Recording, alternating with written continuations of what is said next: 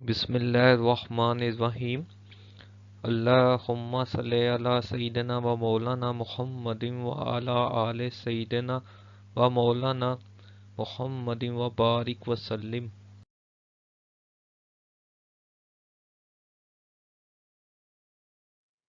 Assalamu alaikum dear students. I hope that all of you are fine. Today we solve exercise 4.10. Now we solve question number 2.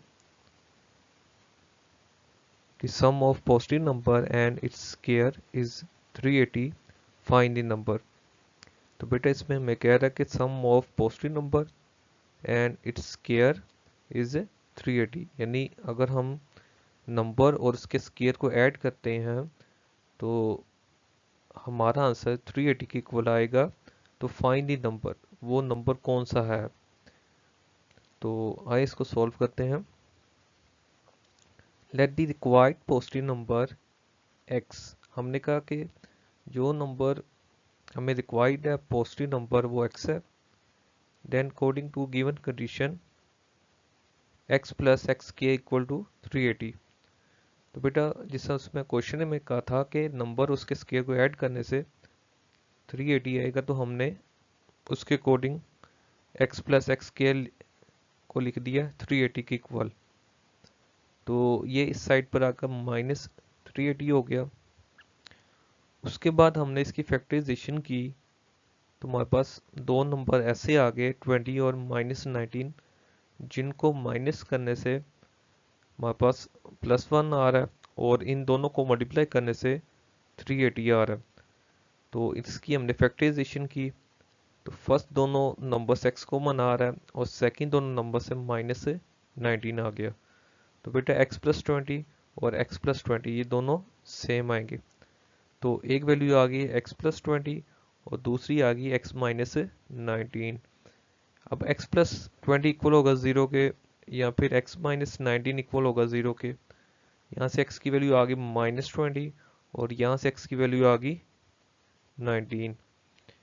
तो बेटा उसने, अगर आप गौर करें, उसने क्वेश्चन में कहा था कि पॉजिटिव नंबर होना चाहिए। तो -20 जो है ये तो इम्पॉसिबल है क्योंकि ये नेगेटिव आ रहा है। तो इसका मीनिंग है +19 ऐसा नंबर है कि इस नंबर को और इसके स्केयर को अगर हम ऐड करें तो 380 के इक्वल आ जाएगा। तो hints the required positive number is 19। बेटा ये 9 लिखा है, इसको 19 कर दें, शाबाश। तो ये आपका आंसर है। Now we solve question number 4। तो इस क्वेश्चन में कह रहे हैं the sum of number and its reciprocal is 26/5, find the number. तो बेटा हमें कह रहा है कि इसमें नंबर और उसके रेसिप्रोकल को अगर हम ऐड करें तो हमारे पास 26/5 के इक्वल आता है। तो फाइंड द नंबर, तो वो नंबर हमने फाइंड करना है। तो आइए इसका सोल्यूशन देखते हैं। Let the required positive number, तो हमने दोबारा लेट कर लिया कि जो रिक्वायर्ड पॉजिटिव नंबर है वो x है। According to given condition x plus 1 और x, यानी x और उसके रेसिप्रोकल को अगर हम ऐड करें तो वो किसके इक्वल आएगा 26/5 के। उसके बाद हमने इसका एलसीएम लिया तो हमारे पास आ गया x के प्लस 1 ओवर x इक्वल आ गया 26/5। उसके बाद बेटा हमने इसको क्रॉस मल्टीप्लाई किया तो 5 एक्स के प्लस 1 के साथ मल्टीप्लाई हो गया और 26 इस x के साथ मल्टीप्लाई होगा।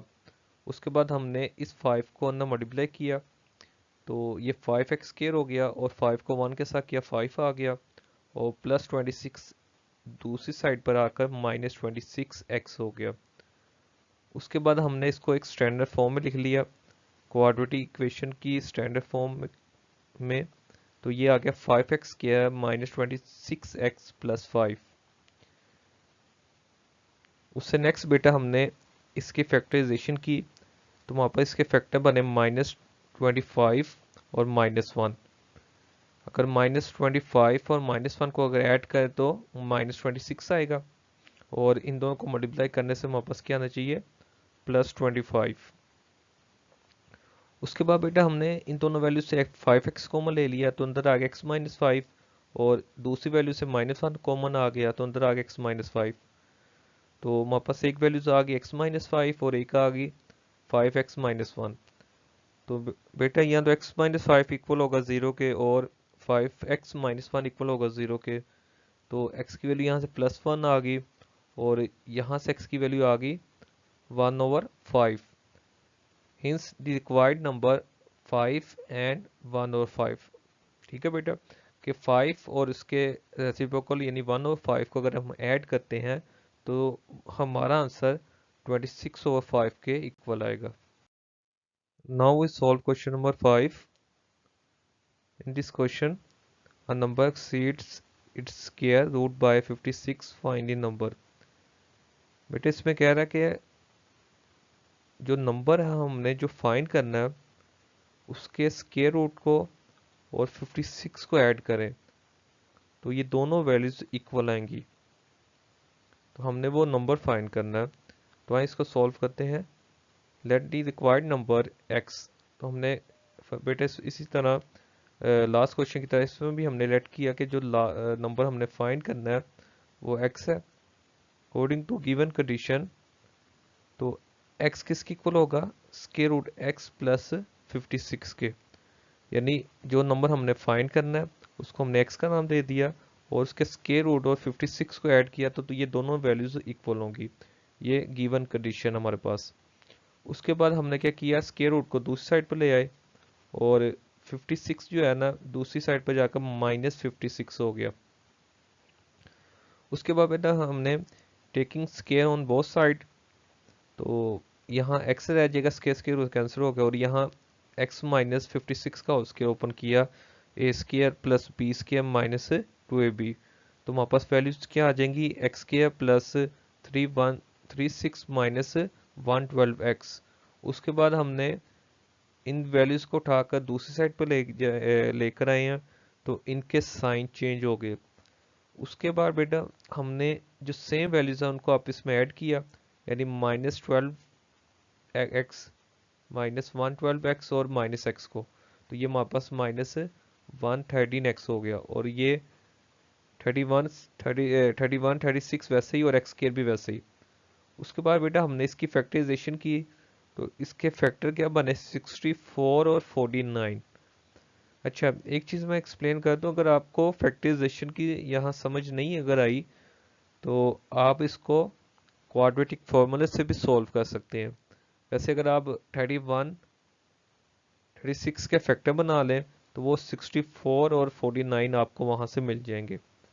तो फर्स्ट वैल्यू से x कॉमन आ गया और सेकंड वैल्यू से 49 कॉमन आ गया। तो एक वैल्यूज आ गई x -64, दूसरी वैल्यूज आ गई x -49। तो x -64 0 के इक्वल होगा और x -49 0 के इक्वल होगा। यहाँ से x की वैल्यू 49 आ गई और यहाँ से x की वैल्यू 64 आ गई। As x equal to 64 by the given condition. तो बेटा हमारे पास गिवन कंडीशन क्या है ये वाली, अगर आप यहाँ x की वैल्यू 64 लगाते हैं तो लेफ्ट हैंड साइड और राइट हैंड साइड अगर इक्वल आ जाए तो वो 64 सेटिस्फाई कर रहा है और जो 49 है वो इस कंडीशन को सेटिस्फाई नहीं कर रहा। तो इसका मीनिंग 64 इज रिक्वायर्ड नंबर। तो 64 हमारे पास रिक्वायर्ड नंबर है, यानी उस नंबर को और इसके स्क्वायर को ऐड करें यानी स्क्वायर रूट को उसमें 56 ऐड करें तो ये कंडीशन जो है हमारे पास जो क्वेश्चन में है उसको ये सेटिस्फाई करेगा और 49 नहीं कर रहा, इसलिए 49 हमारे आंसर में शामिल नहीं है। Now we solve question number 6। तो बेटे इस क्वेश्चन में कह रहा है find two consecutive number whose product is 132। तो इसमें हमें कहा कंसेक्यूटिव नंबर, कंसेक्यूटिव नंबर होता है जिस तरह 1 के बाद 2 आ रहा है और 2 के बाद 3 आ रहा है उसके बाद 4 आ रहा है, तो यानी एक के बाद दूसरा नंबर आए उन दोनों नंबर को अगर हम मल्टीप्लाई करें तो 132 आता है, तो वो नंबर हमने फाइंड करने हैं। तो आइए इसको सॉल्व करते हैं। Let two consecutive number are x, दूसरा हमने x+1 लेट किया कि एक अगर x है तो दूसरा x+1 होगा यानी उसके कंसेक्यूटिव मीन उसके बाद ही दूसरा नंबर आएगा। तो गिवन कंडीशन के मुताबिक x और x+1 को अगर हम मल्टीप्लाई करें तो वो इक्वल आएगा 132 के। तो ये प्लस है तो ये दूसरी साइड पर जाकर क्या हो जाएगा -32, और इस x को अंदर मल्टीप्लाई किया तो अंदर वैल्यूज आ जाएंगी x स्क्वायर प्लस x। ठीक है बेटा, ये हमने मल्टीप्लाई किया अंदर वैल्यूज, तो ये आ गया x स्क्वायर प्लस x। उसके बाद हमने इसके फैक्टराइजेशन की, तो हमारे पास इसके फैक्टर क्या बनेंगे +12x और -11। तो 12 और 11 को माइनस करें तो 1x आएगा, और 12 को 11 को मल्टीप्लाई करें -32 आएगा।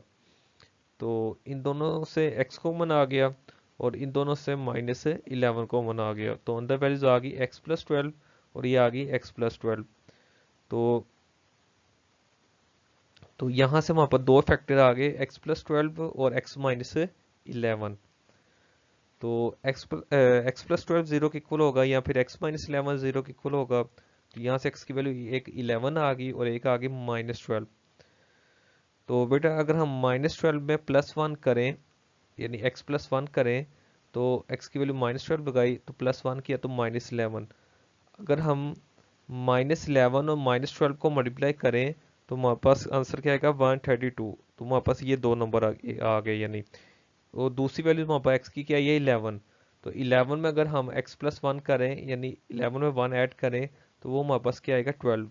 तो अगर हम 12 और 11 को भी मल्टीप्लाई करें तो हमारे पास 132 आएगा। तो हमारे पास एक नंबर या तो 11 और 12 हो सकते हैं या -12 और -11 हो सकते हैं। तो ये दो हमारे पास आप कह लें कि रिक्वायर्ड नंबर है कि -12 और 11 इन दोनों को मल्टीप्लाई करने से भी 132 आ रहा, और 11 और 12 को भी मल्टीप्लाई करने से 132 आ रहा है। ये आपका बेटा आंसर है।